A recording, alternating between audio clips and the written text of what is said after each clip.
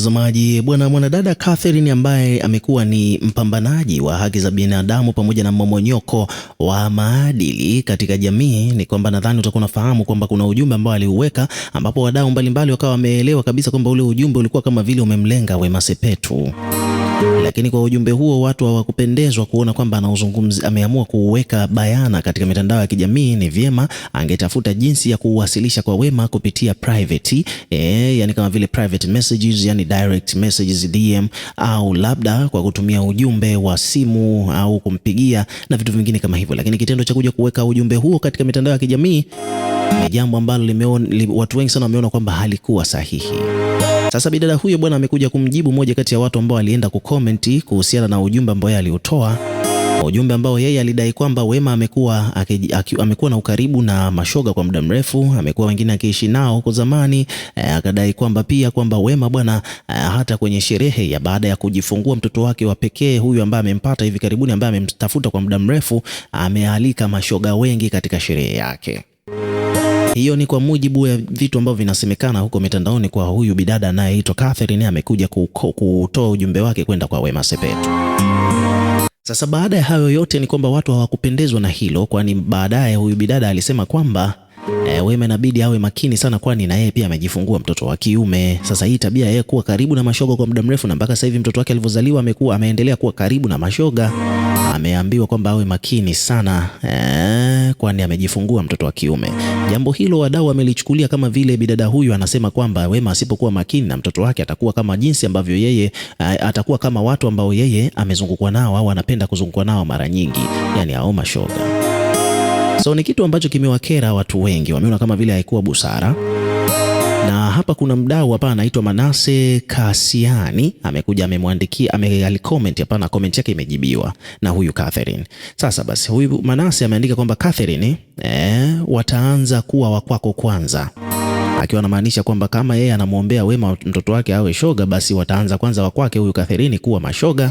Alafu akasema kwamba wewe ni nani unayetabiri future ya watu wengine? Aliyekupa hiyo ruhusa ni nani? Unasahau neno la Mungu linasema usimnenee mwenzio mabaya. Kama Mungu aliwaona mashoga ni wabaya, basi angewamaliza wote yeye mwenyewe.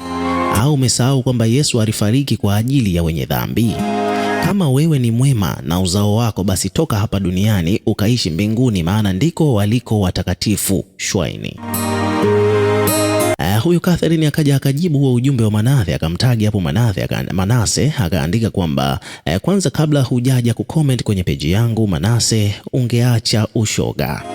Akamwambia hivyo huyo Manase baada ya kuweka huo ujumbe, baada ya huyu Manase kuona kwamba hakupendezwa na ujumbe wa huyu bidada kwenda kwa Wema na mtoto wake. Sasa basi huyu Catherine akaja akamjibu kwamba kwanza kabisa, kabla hujaja kucomment kwenye peji yangu Manase, ungeacha ushoga kwanza na kuomba rehema kwa Mungu akurehemu, tena usinivuruge nikakuposti, maana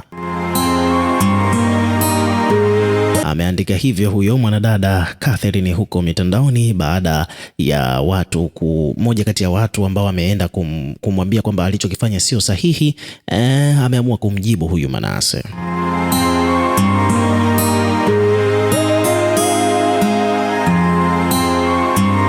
Sasa nataka nikuelezee jinsi mambo yalivyo mpaka wadau mbalimbali huko mitandaoni wakaamua kuingilia kati ili swala kwa hiki ambacho amekizungumza huyu bidada dhidi ya Wema na mwanae. Kwa maana watu wengi sana wameona kama vile haikuwa busara yeye kuja kuzungumza hivi vitu mitandaoni. Bora angemtafuta Wema private. Kama kweli alikuwa na nia sahihi kwa Wema, basi angemtafuta na kumpa hiyo tahadhari privately na sio kuposti mtandaoni. Mtazamaji, nadhani utakuwa unakumbuka kwamba tumeshawahi kuzungumza siku ya leo. Kuna video iliyopita nimekuelezea kuhusiana na mwanadada ambaye anakwenda kwa jina la Catherine. Huyu bwana yeye amekuja kumtupia vijembe au madongo Wema Sepetu kutokana na baadhi ya vitu kuhusiana na tabia ambayo imekuwa ikikariliwa kwamba Wema amekuwa nayo, inasemekana hivyo. Kwa maana ya kwamba bwana, watu wengi sana waga wanasema kwamba Wema yuko na ukaribu wa hali ya juu na mashoga. Umeona bwana, yani Wema bwana, kwa mujibu wa huyu bidada amedai kwamba Wema amekuwa na ukaribu na vijana hao kwa muda mrefu, lakini pia hata alivyokuja kujifungua mtoto wake wa kwanza kabisa wa kiume ambaye amemsubiri, amehangaika kumpata kwa muda mrefu, ni kwamba ameendelea Wema kuonekana akiwa yuko karibu na mashoga. Sasa hilo jambo bwana limekuja kumeki headline, wakidai kwamba bwana, kitendo ambacho Wema anafanya bwana ni makosa.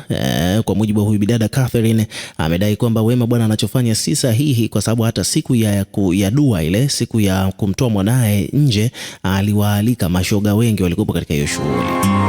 Sasa ukaribu huo wa Wema na mashoga bwana umeibua mijadala mizito. Nitakuelezea vizuri kabisa huyu dada alichokizungumza, lakini hapa nataka nikuelezee tu kwamba kwa kifupi ni kwamba huyu dada amempa kama ilani Wema awe makini na hii tabia ya kujichanganya sana na mashoga, kwa sababu yeye pia ana mtoto wa kiume, huwezi jua nini kitatokea kwa mwanae huyo wa kiume. Kwa hiyo hii kauli bwana imesababisha wadau na mashabiki wa Wema Sepetu wamemjia juu huyu dada, na comment zimejitokeza nyingi nzito, kwani watu wamemnakili kwamba huyu dada alichokuwa nakisema ni kwamba Wema amekuwa na ukaribu sana na mashoga kwa muda mrefu. Yeye pia amejifungua mtoto wa kiume, akiendelea na huo ukaribu na hao mashoga na mwanae pia anaweza akapotea, akawa ni miongoni mwa watu ambao yeye amekuwa akijizungusha, amekuwa wakimzunguka kwa muda mrefu. Sasa mashabiki wa Wema bwana hii hawajaipenda, na nataka hapa nikusomee baadhi ya comments ambazo zimejitokeza. Kwa mfano huyu hapa anaitwa Witi Sima, anasema kwamba bwana my love, na wewe pia kuna muda tu machi hadi kwa watoto wadogo, hata sheria hairuhusu, na speaking professional kabisa, na yeye pia afanye kazi na watoto. This is totally wrong cause mtoto anakuwa atavikuta, which is not good kabisa jamani. Huyu ameandika hivyo. Huyu hapa anaitwa Abdul Kaku, anasema kwamba bwana, ujumbe wako ni mzuri sana, lakini unaonaje kama ungemfikishia ujumbe huu kwa kumpigia simu na kumtumia message badala ya kuleta huku kwenye umma. Manase amekuja naye pia comment hapa akaandika kwamba bwana, Watanzania ameandika kwamba wataanza kuwa wakwako kwanza, wataanza watoto wako kwanza kuwa mashoga. Wewe nani unayetabiri future ya mtu mwingine? Aliyekupa hiyo ruhusa nani? Unasahau neno linasema kwamba usimnenee mwenzio mabaya.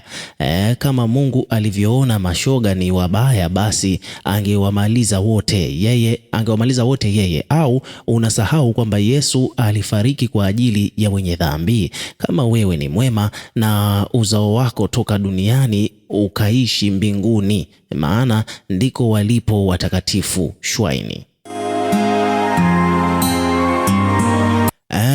Mdau mwingine huyu hapa amekuja na pia ameandika kwamba bwana, sijapenda kiukweli, eti uzuri Mungu amekupa mtoto wa kiume. Bwana, hebu tuache kuhukumu, Mungu ndio anayejua. Kuna mwingine hapa amesema kwamba bwana, Mungu wa huruma amrehemu na afunike huyo mtoto na kumficha na kumtenga na mabaya. Mungu kama angehesabu maovu yetu, hakuna hata mmoja angesimama mbele zake.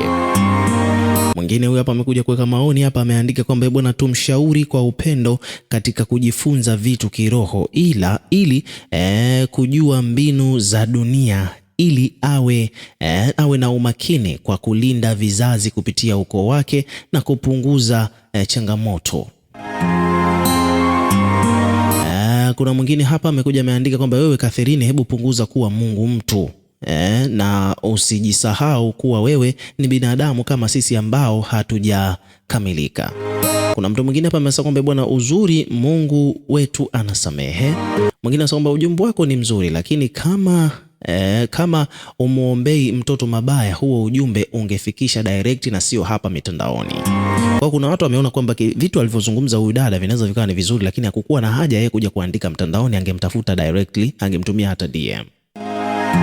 Kuna mwingine amesema kwamba bwana, mpaka leo waishi kuna mtu hapa ameandika kwamba mpaka leo waishi kwame, mbona hasa yule jamaa alitangaza kuacha. Sio alikuwa anamaanisha nini huyu? Mwingine anasema bwana, Wema Sepetu, hebu njoo huku, kuna ujumbe wako. Mungu amwepushe kijana wako na mabalaa ya dunia hii.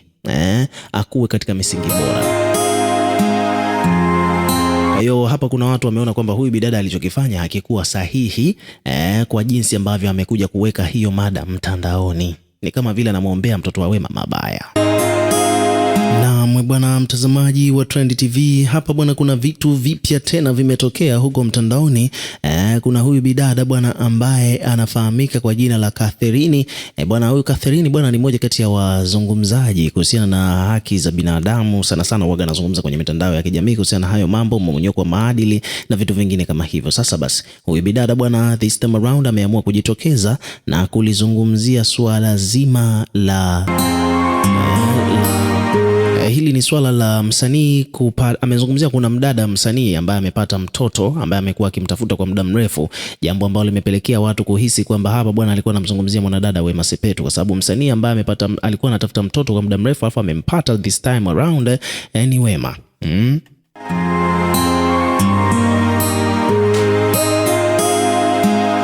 Yani hiyo ni issue ambayo inafahamika vizuri kabisa bwana, Tanzania nzima inaeleweka kwamba msanii wa kike ambaye amestruggle kwa muda mrefu kutafuta mtoto and then amempata hivi karibuni ni Wema Sepetu. So huyu mwanadada Catherine bwana, jambo ambalo hapa amelizungumza inaonekana kabisa kwamba directly alikuwa anamzungumzia Wema.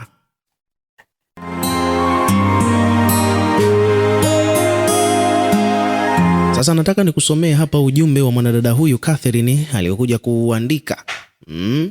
Ujumbe ambao ameuandika huyu Catherine kwenda kwa Wema Sepetu.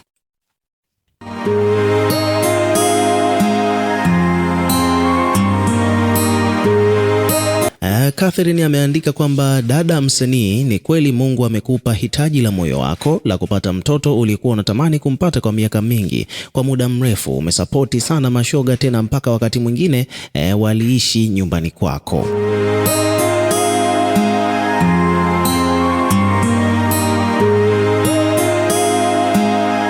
Then akaendelea hapa akaandika kwamba wakati mwingine walikuwa wanaishi nyumbani kwako, wakati mwingine mpaka ulikuwa unasafiri nao na kula nao bata pamoja. Bado umefanya dua ya mtoto, umealika tena wakaka wa hao mashoga wakiwa wanakata mpaka viuno kwenye sherehe ya mwanao. Nataka nikwambie kwamba Mungu amekupa mtoto wa kiume. Akaendelea huyu dada akasema kwamba nataka nikwambie kwamba Mungu amekupa mtoto wa kiume kama jaribu kwako.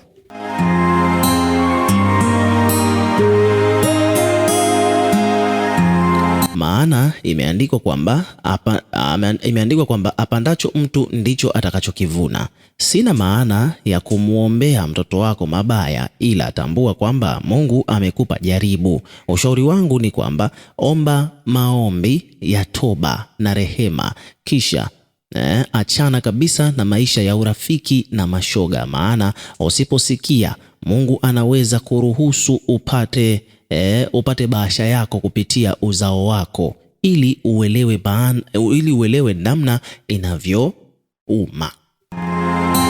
Bidada huyu bwana basically ni kwamba ameelezea kwamba huyu Wema bwana, hapa mimi nanyosha direct, inasemekana kwamba alikuwa na target Wema, kwamba Wema bwana amejifungua mtoto wa kiume ambaye amehangaika kumpata kwa muda mrefu, lakini inafahamika kwamba Wema amekuwa na ukaribu sana na vijana ambao ni mashoga.